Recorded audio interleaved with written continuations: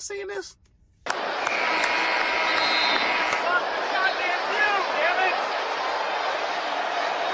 LeBron, you gooking, dog. Big time. Normally I find myself on the other side of the Stephen A. Smith debates, but this time I actually agree with Stephen A. Smith. It's something we need to talk about in the black community because we're gonna see it again play out with Deion Sanders and Sheduer Sanders. We've seen LeBron elevate his son on the pedestal and get his son put into a position to get drafted in the NBA on the same exact team as he was on. And I applaud that measure, but I also have to be honest with myself and admit that I didn't have high hopes of Bronny James in the NBA. Bronny James was not the best player on his college team. Bronny James did not have a body of work that gave me or Stephen A. Smith or anybody else for that matter any high hopes that he would be an immediate impact in the NBA. And the body of work that we've seen so far has not been a worthy body of work of being on that Lakers bench right now. He needs to be in the G League getting developed. But since LeBron James played his hand and had his son placed on the Lakers team and basically, you know, said, hey, you put him there or I'm out, we're seeing this play out. And LeBron got mad because people are starting to take note of that. You can't get mad at people calling a spade, man. You elevated mediocre talent. And I know some people are going to sit there and say, oh, well, you know, what happened? It happens with white America. Lane Kiffin got his job with the Raiders because his dad was Money Kiffin. You'll also forget that Lane Kiffin went 4-12 in that 1 year as the Raiders head coach, and then they booted his ass out of there.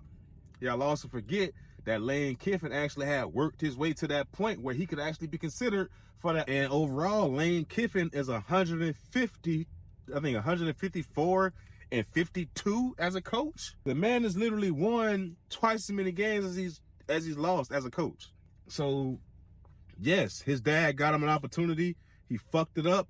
He went back and he recovered. Same thing is happening to Bronny right now. Your dad got you an opportunity. He's fucking it up.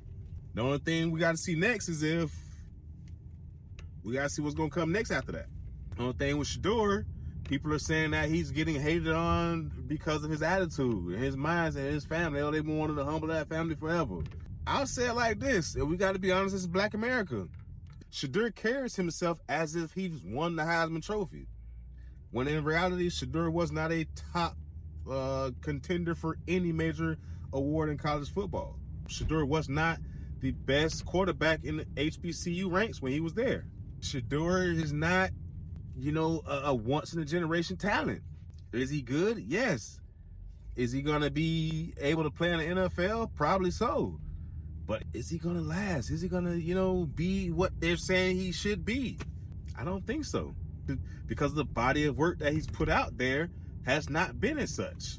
He didn't go to the combine and put up the crazy numbers. And the main thing that a lot of people want to know from Sheduer is he going to be able to thrive and work in a system that isn't controlled by his father? That's a fair assessment when you're talking about paying somebody millions of dollars and their father's not going to be there.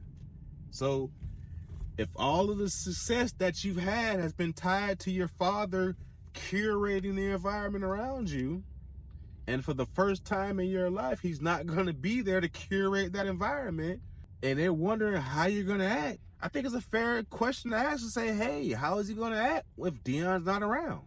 It's not, a knock on his talent to say, hey, his father has literally curated everything around him since high school.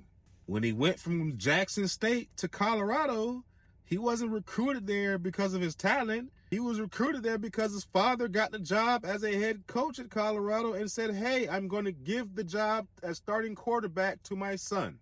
So Black America, I don't know what the hell going on in Black America, but we got to stop with all this pacification of bullshit. LeBron, you was wrong. The critiques and criticism of your child is warranted, and it's not unfair because he's an NBA player now.